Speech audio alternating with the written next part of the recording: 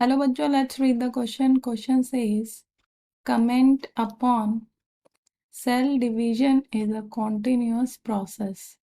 So cell division is a continuous process. इस पे comment करना है. Key concept.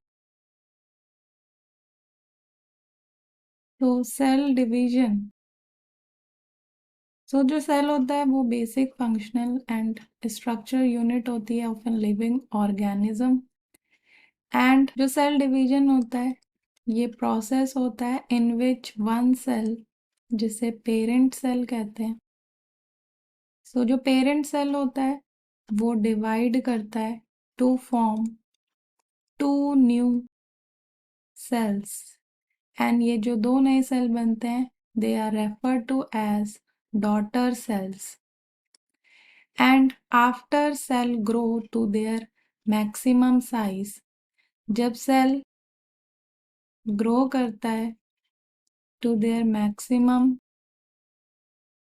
size and they divide into two new cells. and उसके बाद वो डिवाइड करता है एंड दो नए सेल बनते हैं. एंड ये जो न्यू सेल्स बनते हैं ये पहले स्मॉल होते हैं at first but they grow quickly and eventually ये डिवाइड करते हैं एंड प्रोड्यूस करते हैं मोर न्यू सेल्स.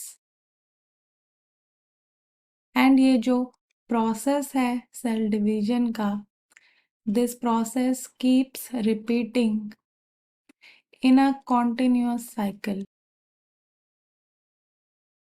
सो एक जो सेल होता है पेरेंट सेल वो दो में डिवाइड करता है एंड फिर ये जो दो सेल्स हैं ये जब मैक्सिमम साइज अटेन कर लेते हैं तो ये डिवाइड करते हैं एंड फिर से दो न्यू सेल्स फॉर्म होते हैं जिन्हें हम डॉटर सेल्स कहते हैं. एंड ये जो प्रोसेस है it keeps repeating in a continuous cycle.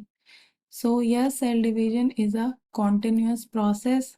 जैसे जो स्किन सेल्स होते हैं, अगर हम एग्जांपल देखें सेल्स का which undergoes continuous cell division, those are skin cells. So skin cells जो होते हैं they undergo continuous cell cycle and division to replace the damaged and dead cells. So hope you understood it well. Best of luck.